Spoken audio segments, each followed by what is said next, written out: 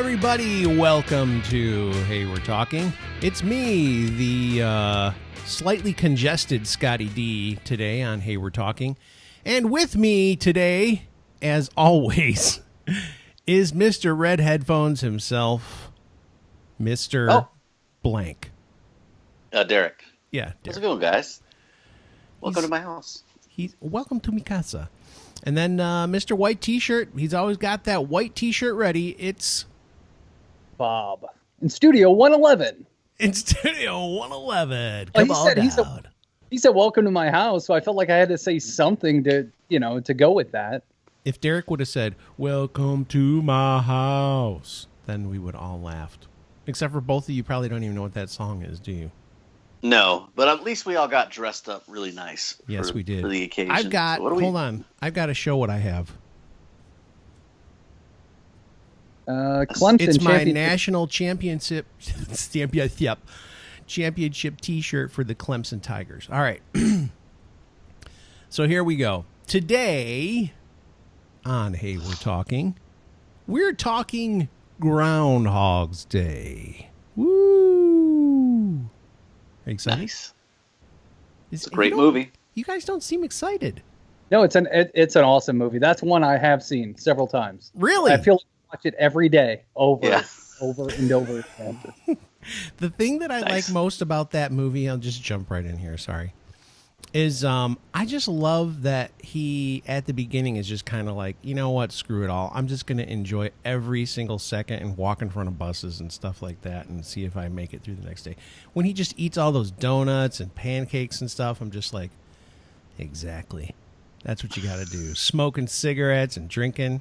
Go ahead, Bob. Can you imagine having some kind of redo day like that over and over and over again? I mean, it would be fun just to see what you can get away with. You know it. If you die, boom, you're gonna be back again. So hitting your alarm clock. What time was it? Like 5 something in the morning? I forget, but yeah, it was like 5:59. Like the clock was going off a minute before an hour, I think. But anyway, what was the song? I'd probably pick It was "I Got You, Babe" by Sonny and Cher, and I would probably pick a different locale than the middle of Pennsylvania to do that. Sorry, Alyssa, that's my sister-in-law. She's like from Pittsburgh or something, so that's probably she's probably like, "What's the matter with that?" And I'm like, "It's real snowy and slushy." And the icy. home of Punxsutawney Phil is what we're talking about, Mr. Punxsutawney Phil. So, Bob, you actually sent us some information on this. I'd rather let you talk about it. I mean, we can all talk about it, but you're the research guy. You love doing all that stuff. I'm not saying Derek doesn't too, but I just I'm just here. Either I love to do it, or I'm the only one that will. One of the two. But the truth is, I think after knowing you the amount of time that I've known you, I actually think that you enjoy doing research, because you told me before, if I don't know something, I look it up. Yeah, it's true. There was a guy my wife and I were watching TV last night, and we were watching just a snippet of a show. I forget what show it was, but the old guy from Taxi was on there, and I'm like, is that the guy from Taxi? And then I had to look him up. I'm just searching the cast just to find out what that guy's name was, and I don't remember his name now, but at that time I needed my fix. So anyways, we'll get into Groundhog's Day. It's actually a traditional holiday celebrated on February 2nd. I'm going to cough. Yeah, I was going to say, It looks like you need to have like a little cough button there or something. Go ahead. Who's the old guy from Taxi, though? Who were you looking up? Danny DeVito? Not Danny DeVito. Judd Hirsch? Yeah, yes, that's him. He was on what's that show on TV that I haven't watched it, but it's got the kid from Roseanne in it. Oh, Third Rock. Wow. It's The Big Bang Theory? Yes. Big Bang Theory. So we finished watching something last night. We were watching The Office last night. We started at season 1, and after we were done, that was on, and John Hirsch was on there, and I'm like, is that the dude from Taxi? And then, of course, I got to Google it and look it up. That's part of the way I am. So I thought maybe he was talking about Doc Brown, because he was the crazy guy on Taxi. No, I would know who he is. I mean, that's no problem. Andy Kaufman as well. I mean, there's a lot of guys I knew, but I just couldn't remember his name. So, okay, back to Groundhog's Day. According to folklore, it is, if it's cloudy when the groundhog emerges from his burrow on that day, then spring season will arrive early, which never made sense to me. So basically, if the groundhog comes out of his hole and it's cloudy, is that right? Yeah, if it's cloudy, he doesn't see his shadow is basically the idea. That's what it comes down to. That means spring's coming in 6 weeks. If not, doesn't it mean it's longer? Yeah. If he sees his shadow, it's bad.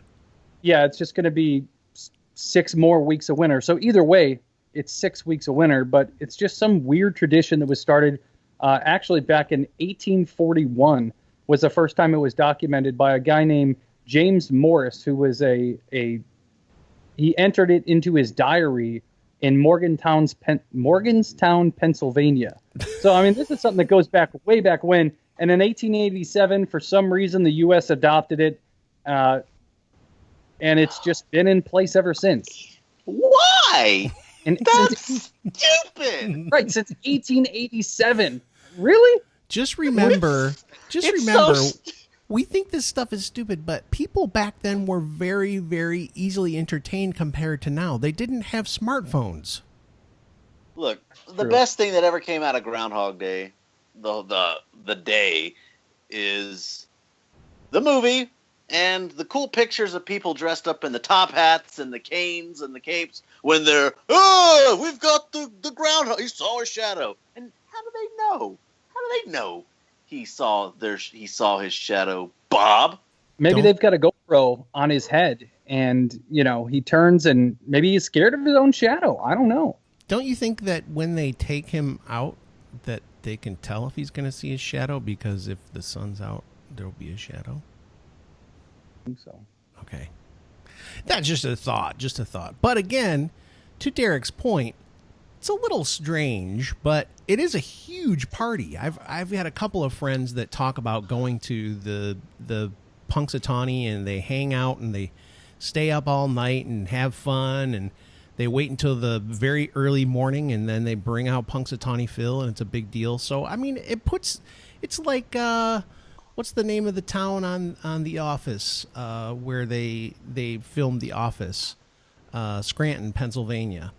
Right. That place now is like a tourist attraction because of The Office. So what the heck? I mean, it's like A Christmas Story, where that house is in Cleveland. It kind of reminds me a little bit of Foxborough. And I say that because before the Patriots-Steelers game, the playoff game, they did a little segment on Foxborough, and it's only a town of 16,000. It's a little tiny farm town, and they have this monstrous stadium there. And it's just, that's the only reason that town's on the map is because that stadium is there. But the whole town rallies around the team, and, it's a big deal because of that. And I guess it's the same way with the groundhog. Yeah, it's weird. Go ahead, Derek. I'm sorry.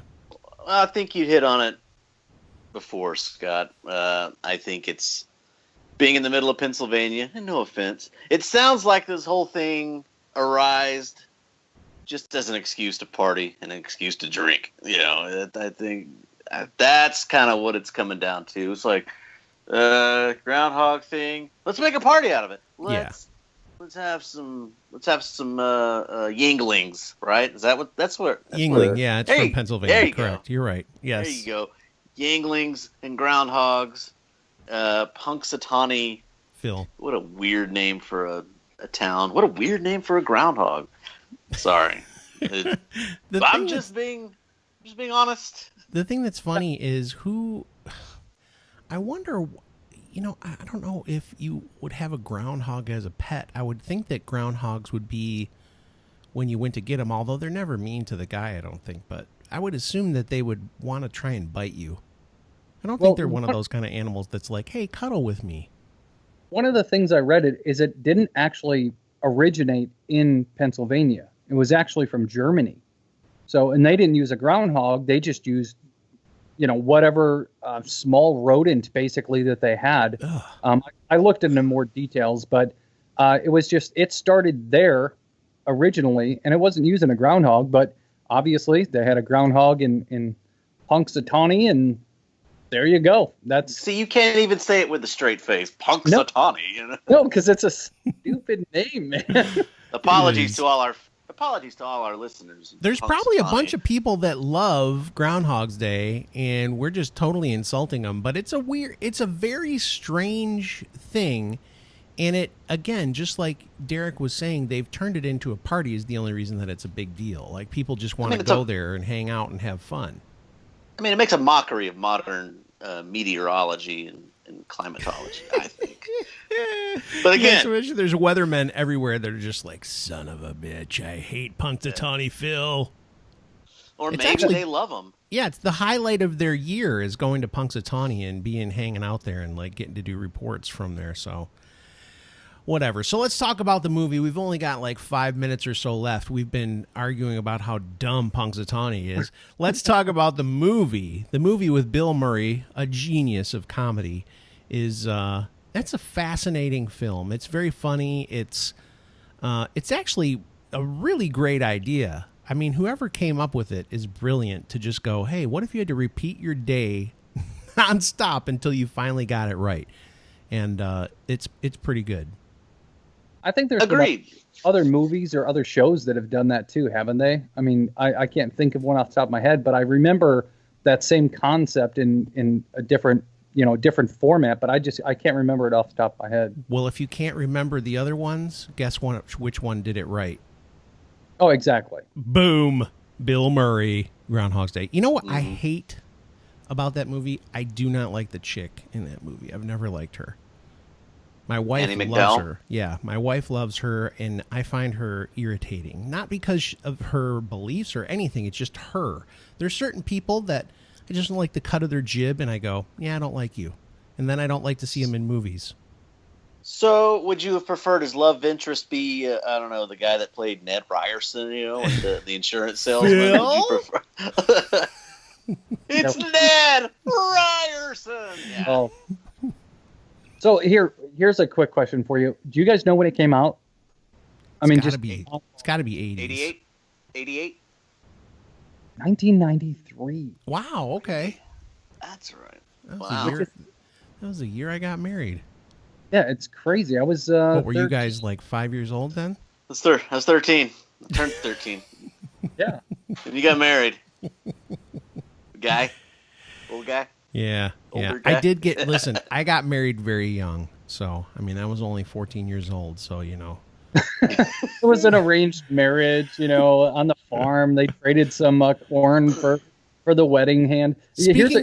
Hey, listen, we got to get this in because you wanted to talk it. But speaking of young people, you had something monumental happen in your home today. Yeah, I've been kind of freaking out since this afternoon. My daughter got her license. That's how old you are. Yeah, and that's you got a daughter that can drive. Not only did it make me feel old, but I'm just like, dude. Well, the insurance. We just found out what the insurance is going to go up. It's going up like $500 every 6 months. Oh my gosh! And we've got a great policy. We've been out there with Progressive forever. It's just don't advertise for Progressive on this show. Progressive, if you want to get on this show and advertise, we'll be glad to have you. But no, it's a crazy moment. I mean, you think about the big milestones your kids have, and this is obviously one of them that any parent will face at some point. But yeah, it's kind of creepy to just think about my daughter driving down the road by herself. And the good thing is she don't really know where she's going, so it's going to be very limited. So she'll go up like 1 or 2 streets on her own, and that's it. She don't know where she's going other than that. So the good news is every once in a while you can have her drive you places instead of you having to drive her places. No, I could tell her, hey, we're out of milk. Go get milk. Yeah. Instead of us going to do that. And that's the thing. That's the thing that kids love when they have to go run errands. Although at the beginning, I will admit, I can remember my parents sending me to get stuff, and I liked it because I got to drive. Derek, how much longer do you have to wait for that? 2.5 years. Oh boy, 2.5 years. He's 13. Yeah, my son's 14, so I'll be dealing with this, in 2 more years. But my son's, I already know mentally he's going to be able to drive a lot better than my daughter. So it's just the way it is. He'll be fine. I don't have to worry about it unless we get a Subaru because I have a golden retriever, and apparently golden retrievers can drive Subarus. I don't know if you've seen the commercials, but I don't have to worry about that. No, I didn't, but you haven't seen those commercials where the dogs are driving the Subaru? Dude, how I do TV is I DVR everything and I fast forward every commercial. So Subaru, if you would like to sponsor the Hey We're Talking, please send us an email at heywe'retalking@gmail.com. Hey, I cannot take Subaru's money because I'm from the Motor City and I only support the big three automakers. I'm kidding. Which half their parts money. are made in China and Mexico. So you bite your tongue. It's true. Yeah, I know. Even my Harley Davidson that I love to ride, a lot of that may be American symbol, but they're not American parts. That's just the way it is. Yeah. All right, guys. Well, we were kind of all over the map on this one, but whatever. We're celebrating the good old day of Groundhog's Day, and we decided to talk about it. And then we were talking about stuff before the show, and Bob was like, "Oh my gosh, we got to talk about my daughter driving." I thought you were going to tell us some really crazy story, but it just ended up being like, "Hey, my daughter's driving." No, I mean, there's a real crazy story, but I mean, I'm nervous inside, man. I'm just freaking out. Yeah, when she was taking the test, my wife took her to take the test, and my wife texted me, and she's like, she's getting ready to get in the car with the person from the DMV, and my heart started pounding a little bit. I'm getting nervous for her for no reason. It's like, I'm not there. Why am I even worrying about it? But she came in, got a little picture taken, and all that stuff. That just made me think of a movie that I really enjoy. We're going to have to do a segment on the show someday where we talk about some of our favorite 80s/90s movies, and one of mine is a movie called License to Drive. I don't know if you've ever seen that one, but I've heard of it. I haven't seen it. Corey Haim and Corey Feldman. Yeah. Oh, God. In the show, Scott. Jeez. All right. On that note, Derek is just so frustrated that I would dare like Corey Haim and Corey Feldman. Corey Haim, rest in peace, buddy. And we will talk with you soon. Thanks for watching the show. Thanks for listening to the show. Please feel free to comment on the YouTube channel. Feel free to send us emails, whatever you want to do. Just get in contact with us. Tell you what you're thinking. And we'll talk at you soon. Thank you for watching. Shout out to who? Shout out to Reynolds. who? Kevin. Who? Kevin Reynolds. Kevin, if you're listening, we just want to let you know we love you.